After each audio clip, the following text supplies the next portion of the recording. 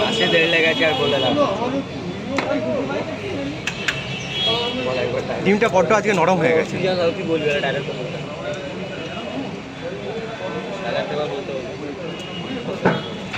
তুমি খাবার নেবে ডাইরেক্ট জিজ্ঞেস করবে বলে দেবে, যদি না বলে আমি বলে দেবো বলছি। দাদা ভাই কেমন হয়েছে দাদা? ভালো হয়েছে।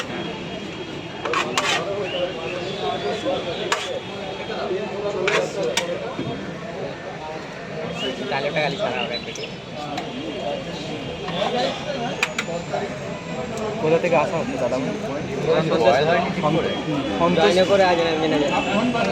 ওখানে আমার বাড়ি যায়। হ্যাঁ, এই দাদাটা সন্তোষপুর থেকে আসছে। ভালো হয়েছে, পকেট পরোটা খেয়ে যাও, ভালো হবে। তোমরা দুজন? চারজন আছে। ওই দাদা ভাইটাও আছে? আচ্ছা আচ্ছা, খেয়ে যাও।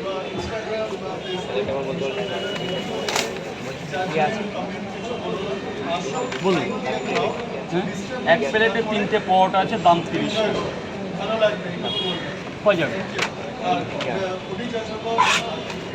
এই মাসিটা এসেছে, মাসিটা এসেছে, বলো। এই এখান মাসিটা আছে এই সামনে। কেকটা খোলা যাবে? এই দাম ঠিক আছে তো? ঠিক আছে, আমার এইভাবেই বলেছে যে এইদিকে ছেড়ে দিয়ে এইভাবে তার গেটটা খুলে দিলে লোকগুলোকে ভেতরে পাঠাবে, একদম ভেতরে দিয়ে তাহলে আর কোনো প্রবলেমই হবে না। এবার লোকগুলোকে ভেতরে পাঠিয়ে দাও, একদম এক কোনায় একদিকে, এক সাইডে করে দেবে।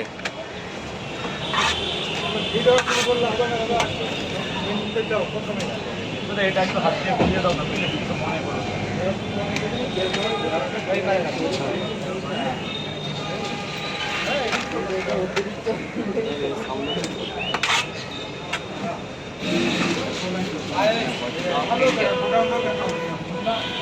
গেট খুলে গেছে।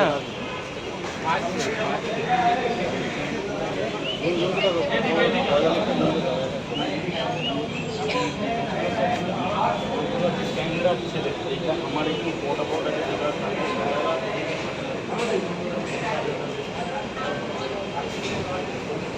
লাইন পড়েছে, দেখো শুধু কতটা। ক্যামেরায় দেখানো যাচ্ছে না কতটুকু পড়ছে।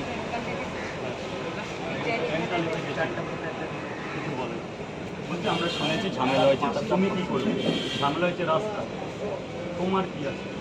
পাবলিকের ঝামেলা, তোমার পরোটা খেতে তো কেউ ঝামেলা করেনি। কিছু করার নেই, আর ওইখানে কিছু বলা যায়? বলছি খেয়েছে, ওরা চলে গেছে, ভালো আছে। তুমি বলতে পারো তোমার তুমি কোথায় যাবে, তোমাকে কে বাঁচো? আমি বলছি দোকানদার বলছি তোমার প্রতি অনেকের হিংসে আছে, আমাদের এখানে কমপ্লেন আছে, তুমি তোমার মতো ব্যবসা করো। কই তুমি যখন এখানে ছিলে, এখানে তো একটা মাসিও যে ভেতরে পাতা করে ভর্তি ছিল। রাজদীপ বাবু যে ওই আমার যে থানার সাথে বললাম না তোমার কিছু একটা হবে,